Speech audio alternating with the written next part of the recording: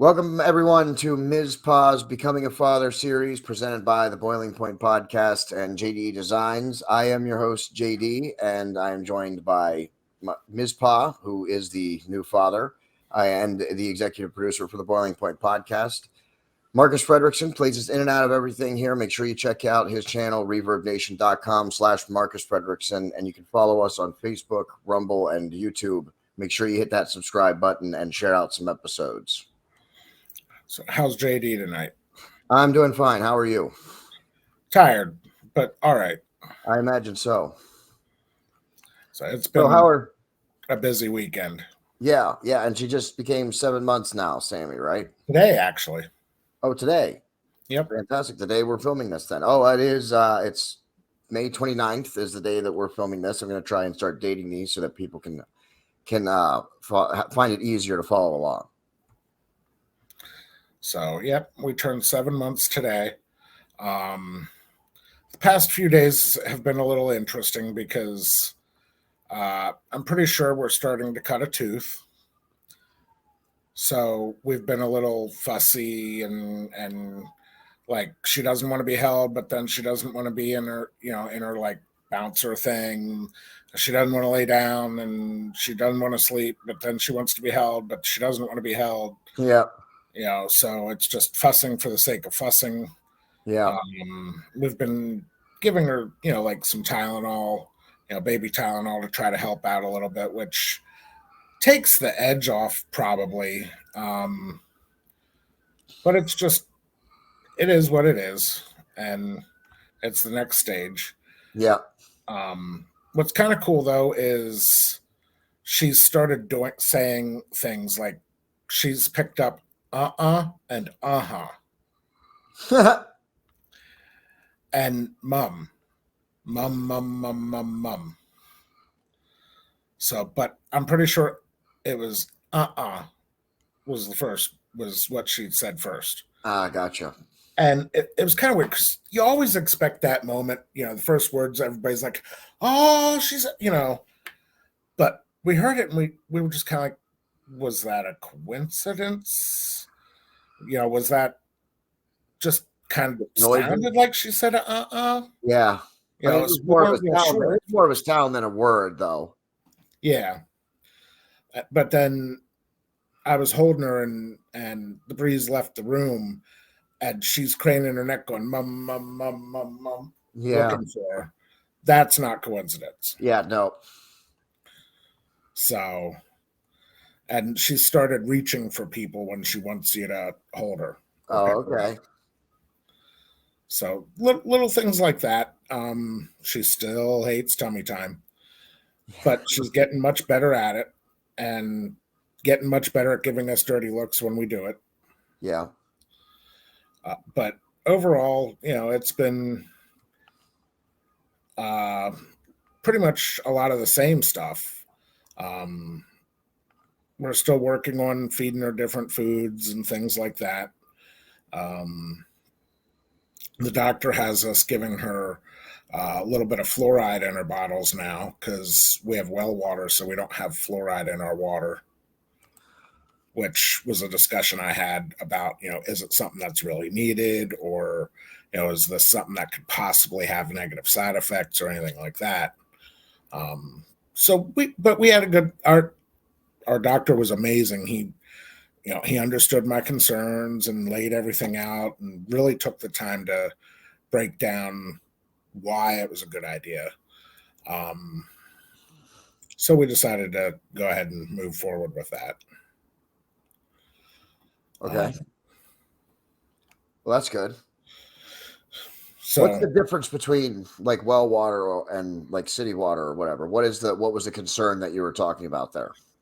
Well, you're talking about fluoride, but with city water, it's treated with fluoride already in it. I don't know if that's just part of the treatment process or if it's something they just automatically add. And well water it's just water out of the ground. Yeah. It's not treated with anything. Yeah. I just didn't know if any of our viewers would understand what you were saying there about the fluoride concern. So I wanted for you to clarify that for them. Yeah. And when you have well water, there are some things you do have to be concerned about, Yeah. because of the minerals in the ground, that you have to make sure, like, you don't have too high of a sulfur content and things like that. We had already had water tests done when we had bought our house, so we already knew all that stuff, and we already, we knew everything would be good with that. Yeah. Plus, we filter our water anyway, so Yeah. it removes a lot of that stuff out too. Yeah. I don't drink any city water, so just that's kind of a policy I have. I prefer not to. I prefer not tasting like I'm drinking a pool. Yes, that's what I'm kind of what I'm saying, or a metallic taste or whatever. Yeah. I was just at my doctor's office the other day, and they still have the drinking fountains taped off. Mm-hmm. What? In fact, all of your public parks and stuff, they're not turned on.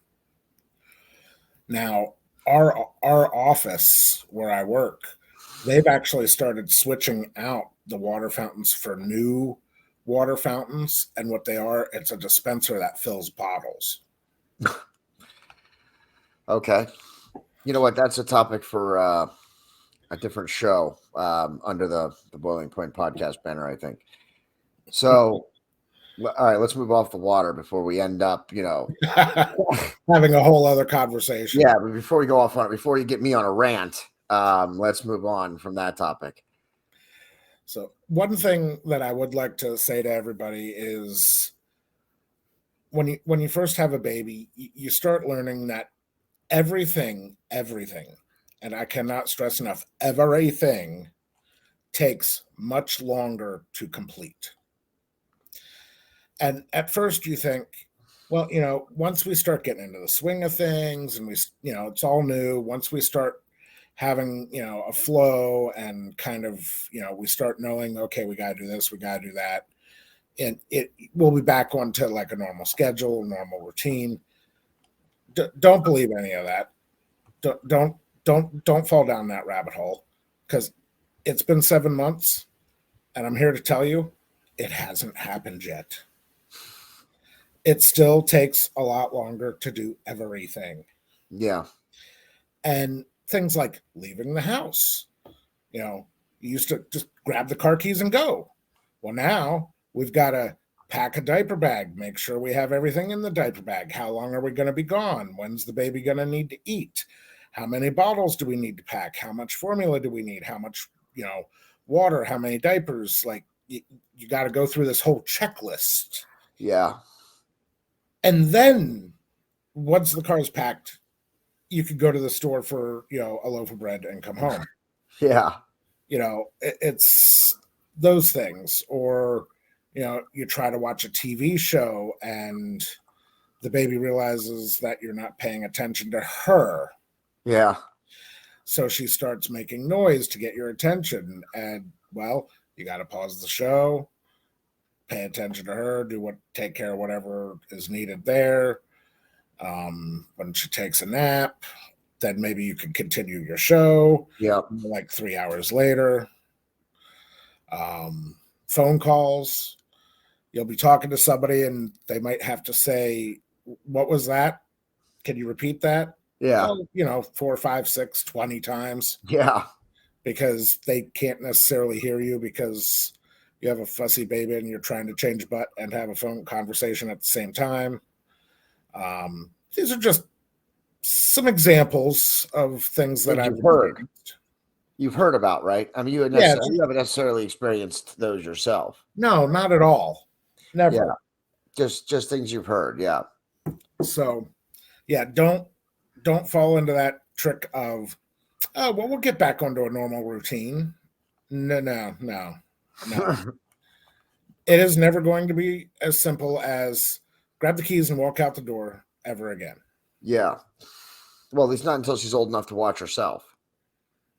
Well, yeah, but even then, you're still going to have to lay down rules and regulations. every time before you leave the house. Yeah, I don't understand why parents do that, because the minute you're out the door, They're not friends are listening over, anyway. and yeah, there's already a party happening. You're down the road 5 minutes. Oh, everything's gonna be fine, honey. Yes, of course, everything will just be just fine.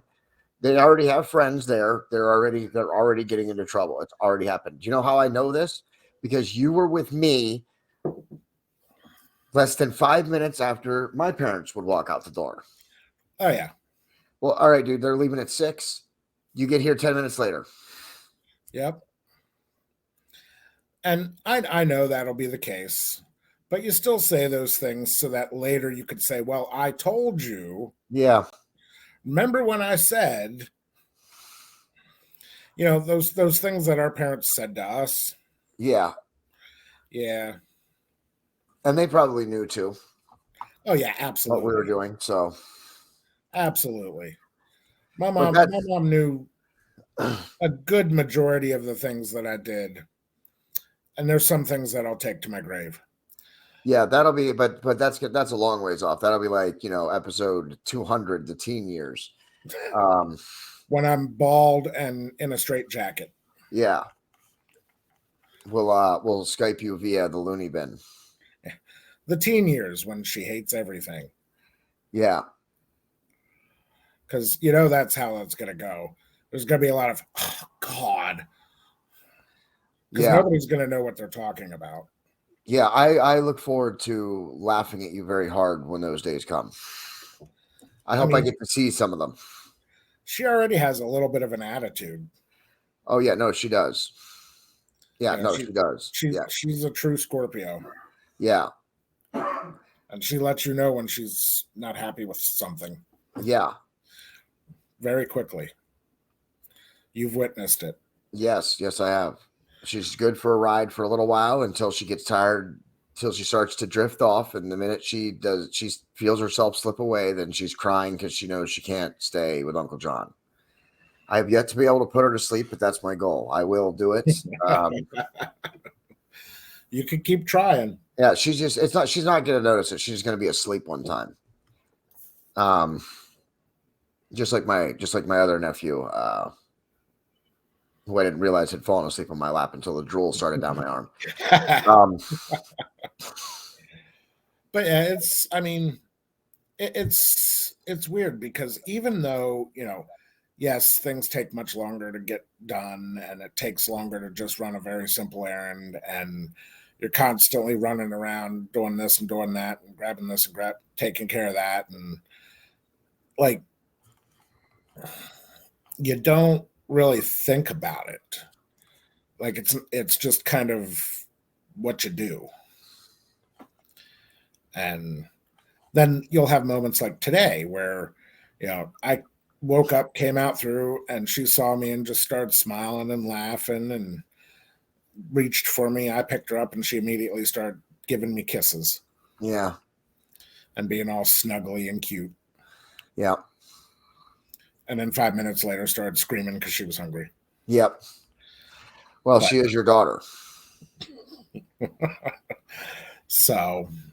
And that's one thing I've noticed. That's one thing I noticed too about her. When it's dinner time or when it's meal time, and she will let you know. That she will. She will also let you know when she doesn't like something that you're trying to feed her. Yeah. We tried. But most of the videos you sent to me so far of her trying new things have been her enjoying them, at least for the most part, it seems like. So that's good. We had tried to give her chicken. She took one bite, shivered, and then didn't want to eat anything else. Oh, so she's not chicken. Oh man, you're not raising a vegan. Don't tell me that. So, well, I think it was just maybe a little early for her to be trying chicken. Yeah, probably. I mean, she doesn't even have teeth, so yeah, you're probably right. Yeah, I mean, I understand. You probably just gave her like just a taste of it, so she pureed baby food chicken. Oh well, then what the? I mean, of course she didn't want that and nothing else. Would you want that? You wouldn't want that or anything else. Well, yeah, that was definitely one of those like, see, look, yeah, it's exactly. Fantastic. Here. Oh my goodness. Okay. See, I had no idea we were talking about baby food. Okay, then no wonder she doesn't like chicken. You better watch that. You better don't be feeding her no more baby food chicken. We'll turn her off the chicken for the rest of her life. Don't be giving her no baby food beef either, man. Wait until she can eat a steak.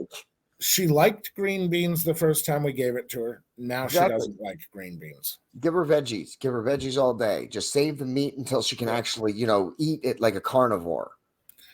And the one thing I have noticed with baby foods, so they tell you to introduce like one thing every few days, kind of allergies. Yeah. Well, you have apple, pear, banana, carrot, pumpkin, green bean, squash, green beans, peas. But after that, then they start getting into things like strawberry, banana, kale, and blueberry, banana, apple, or blueberry, zucchini, pea. Who wants to eat that? Pumpkin, pea, cucumber. Like they start combining all these things together. I'm like, all right, well, 2 of these ingredients she's never had. So much for your give them one thing at a time and see how it turns out. Yeah. Like you're not giving me that option. Yeah. And let's be real. Some things are just not going to taste good. No. Pureed into baby food. No, not at all. We have started talking about making some of our own baby food. Like, some of the simpler things like apple, carrot, stuff like that we could just throw into a food processor and add a splash of water and voila, we have baby food. Yeah. I don't know if it would really save us any money. Yeah, maybe, but I don't know. That was kind of our thing. Like, well, let's try it and find out. Yeah. Why not? Because baby food doesn't have preservatives and a bunch of gunk in it. So you don't really have to worry about that too much. I just kind of like the idea of knowing that what she's getting is, fresh produce. Yeah. So it's probably good. And it'll probably taste better too, to be quite honest. I'm sure that's kind of my thought too. It being fresh. Fresh food is always better. Yeah. Fresh food's always better. But overall, that's about where we're at now. Things are a little chaotic because she doesn't know what she wants. And I'm sure she doesn't understand why her, mouth hurts. Yeah. So. But I'm sure Tylenol helps with that. That usually at least takes the edge off. Yeah. So, and then they can settle down and rest, and then hopefully you can get them to nap for a little bit, But it's definitely a little stressful, especially when you can't do anything to make it better. Well, what the Uncle John remedy is for that. We just put a little bit of, we put a little bit of Jack right there on the binky, and then, it'll be fine. She won't be feeling that tooth pain then. No, of course not. Of course, I'm joking, everybody, to the viewers. We saved the Jack for Daddy. Yeah. And I'm not feeling any pain. And you don't care that she's crying. No, but seriously. Of course, he's joking too, everybody, the viewers. He's joking as well, please. We don't need any hate mail. Yeah, no hate mail. So it's just another phase that we're dealing with. And yeah. Once she gets a couple of teeth in, then we'll have a little bit of a break and we'll be on to the next phase of something. Absolutely. And that's what this show's all about. Yeah, absolutely. And a little something that I forgot to mention to Mizpah before the show that I'm going to bring up with him now for the viewers, but it's possible we may have a third special guest joining us for one of these episodes. He's also become a recent father, and he's a former guest of the Boiling Point podcast. I'm going to tell Mizpah who it is, but not the viewers, not until we know for sure that's actually going to happen. So we may have a third person for a special episode. We can get more than one view and have a little bit of a roundtable discussion on a couple of different topics, getting feedback from two different fathers, hearing it from two different fathers. That'd be awesome. I'm all about it. Yeah, I think that would be very interesting to do a special episode like that. We are trying to do new things on the Boiling Point podcast. Always. So, yep, make sure you just bear with us. We know this year's been a little slow. Why am I saying all this? Because you're not going to see this for another 2 months. So forget all that nonsense. Let's just go to the wrap up. So this has been Mizpah's Becoming a Father series. It is now available on Facebook, or not on Facebook, on YouTube and on Rumble. So please check it out and share it out. Leave us a comment on either one. We will talk about it on a future episode when we, if somebody leaves some comments, we will talk about them. For my executive producer, Mizpah, I am your host, JD. Marcus Fredrickson is going to play us out. That's the end. Good night.